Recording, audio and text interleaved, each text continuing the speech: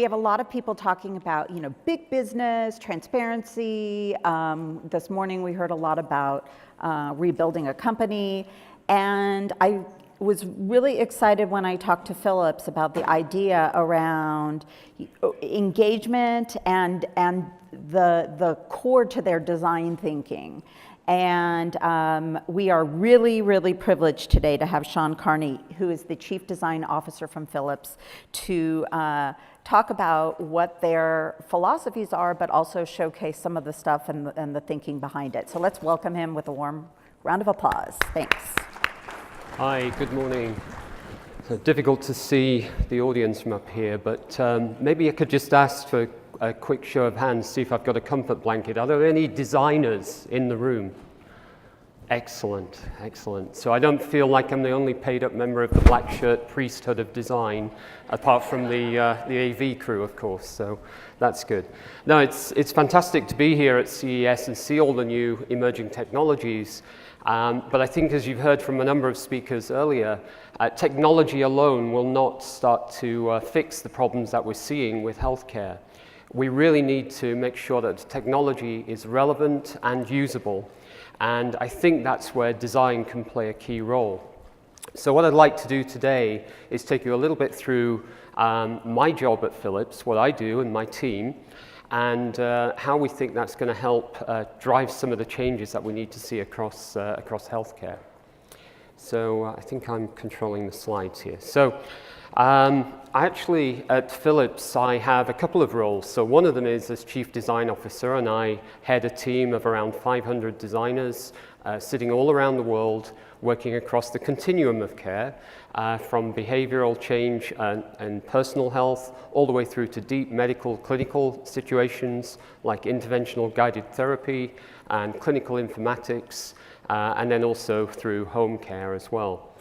But aside from that, I also run a business unit called Healthcare Transformation Services, which is a team of doctors, nurses, former consultants from the healthcare space, who together with the designers then look at how we go into a healthcare environment and start to transform the way care is delivered, and looking at how we not only optimize the experience from a patient perspective and a caregiver perspective, but also start to look at how we drive economic value and start to really move towards this value-based care model as well.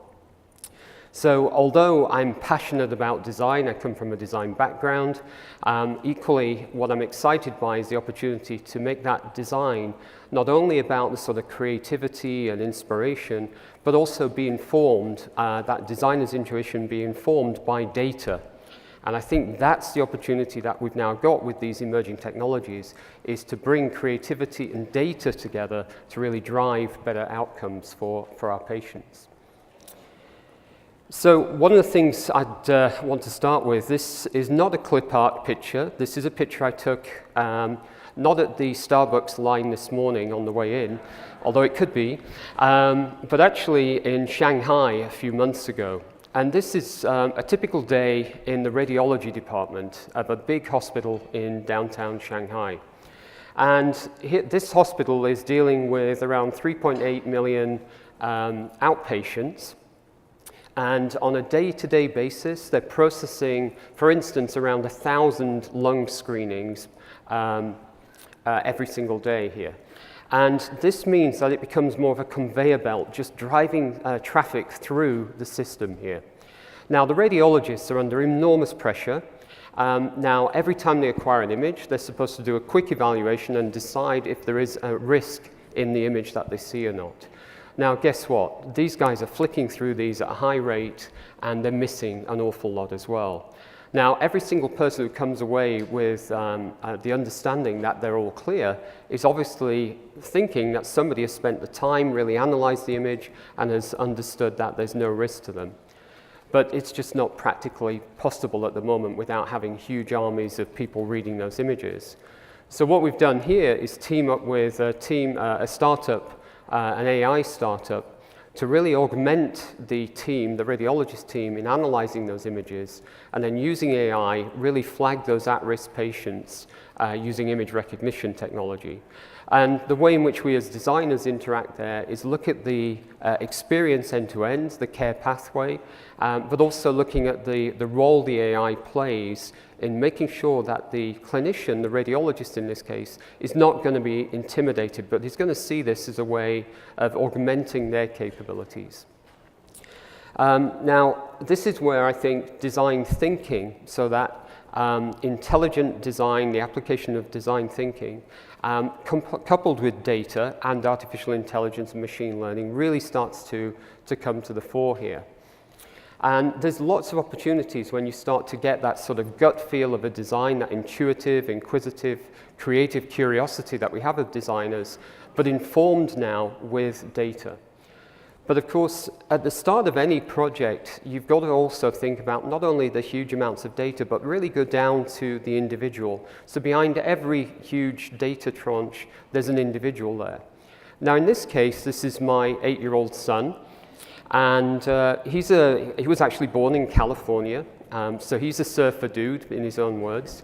That's some of the birthright for anybody born in San Diego, I believe. But we now live in the Netherlands, and not much surfing going on in the Netherlands. But as with any young child, we had a problem at the beginning in terms of getting him to eat healthily. You know, you put a plate of granola and a donut in front of him, guess which one he's going to go for every time. I'm fortunate that he's very, very healthy. He plays tennis 4 or 5 times a week. He's a future tennis pro, I think. But nevertheless, he still would migrate to those fatty, sugary, nasty foods that he so loves.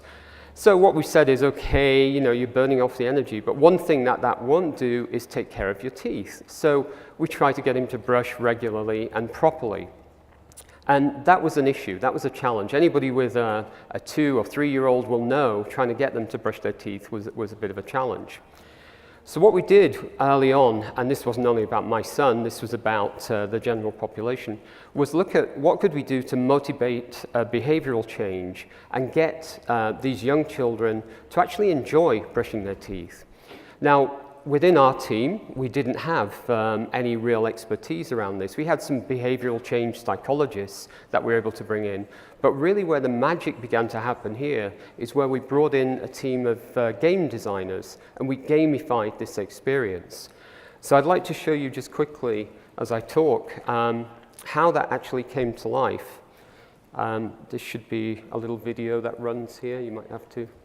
So as this video runs, the idea, the concept was, let's make it so that children actually want to lean in and brush their teeth. How do we motivate behavior that it's painless and a great, compelling experience for them to do this? So making sure that they learn how to brush their teeth from the get-go. So we introduced this little character on an app, and we put Bluetooth in the brush head and in the brush handle, so that we could then track the behavior. And what the children do now is they chase little bugs around their teeth. Sparkly is the little character that engages with them, and Sparkly gets rewards if you brush your teeth in the right way. So once they start, they get this sort of image, and they can look at how they progress and chasing these bugs around the teeth. And if they do it properly, they get these rewards. So they can change the color, they can feed him, they can make him happy. And the problem we had was that children were now brushing their teeth 4, 5, 6 times a day. So we were getting feedback from the dentist, too good, guys, you need to back it up a little bit. So good problem to have, but nevertheless. But what that taught us was that there's an opportunity to gamify many experiences here if we really want to drive and motivate behavioral change. And we took that into the context of other areas like cardiology, oncology, diabetes, and we started building programs out in that way. Now, back to this image. So here's my son again on the bottom ultrasound image. Very excited when we first found out we were pregnant, and went along and found and got this scan. And the guy was saying to us, the ultrasound operator at the time, hey, it's a boy. And we said, oh, fantastic. How do we see that? And I think many of you who've had children or have seen these sort of ultrasound images know it's a bit of a black art to actually read these images. These are highly skilled individuals who take years and years to train. And we know that's fine in a market like the US, where there's many skilled, trained operators. But if you go to a developing market, a resource-constrained market, where there just aren't enough trained ultrasound operators, how do you now make sure that you're spotting the right things?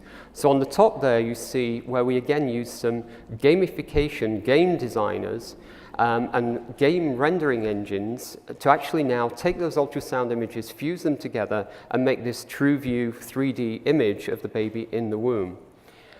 Now, that became very compelling, and what we found was the demand from the mothers and the parents was, but how do I know how my pregnancy is progressing?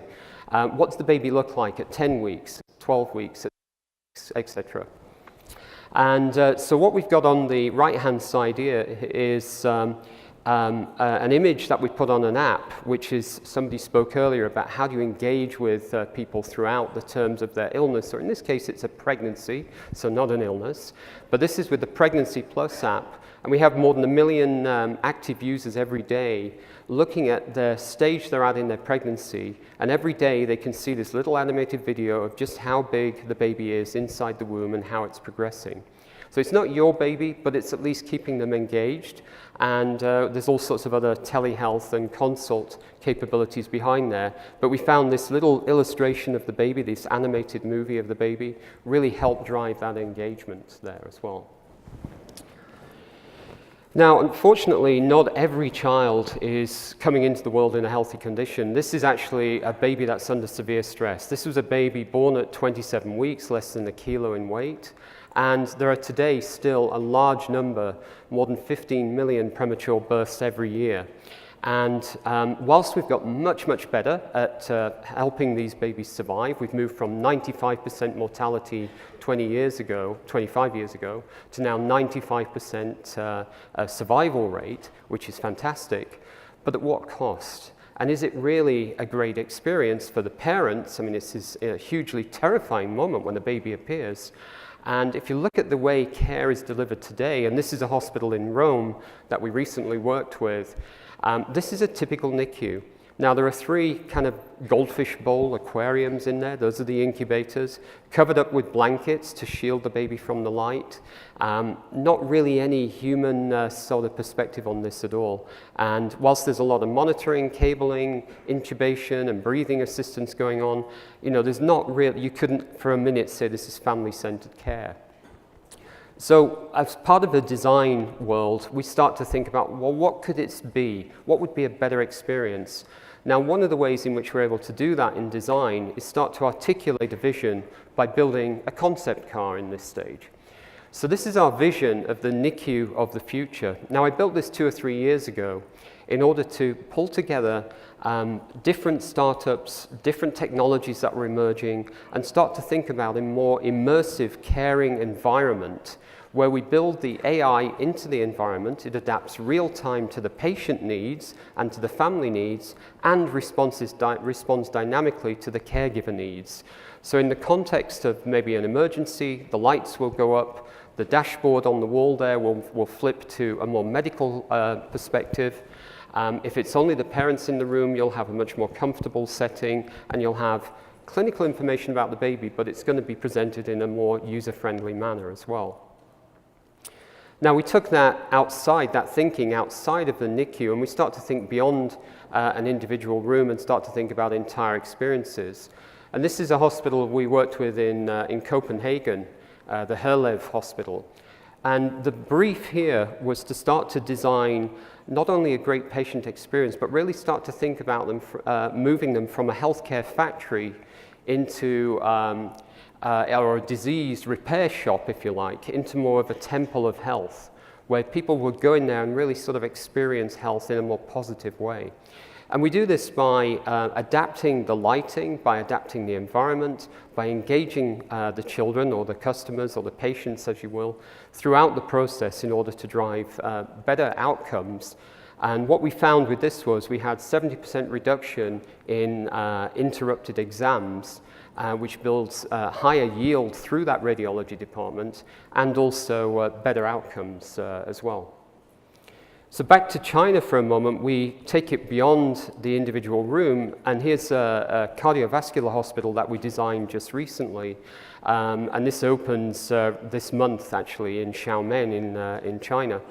And here we think about the entire patient experience from before they arrive at the hospital, how they're engaged, and we design and build the entire hospital to give the best possible outcomes and the best patient experience. Okay, so that's basically how we're bringing together all of these different technologies. So it's adaptive, it's responsive technology, it's using big data to inform at a micro level, but also at a micro level, you're kind of engaging with the patient, the caregiver, to deliver the best possible experience.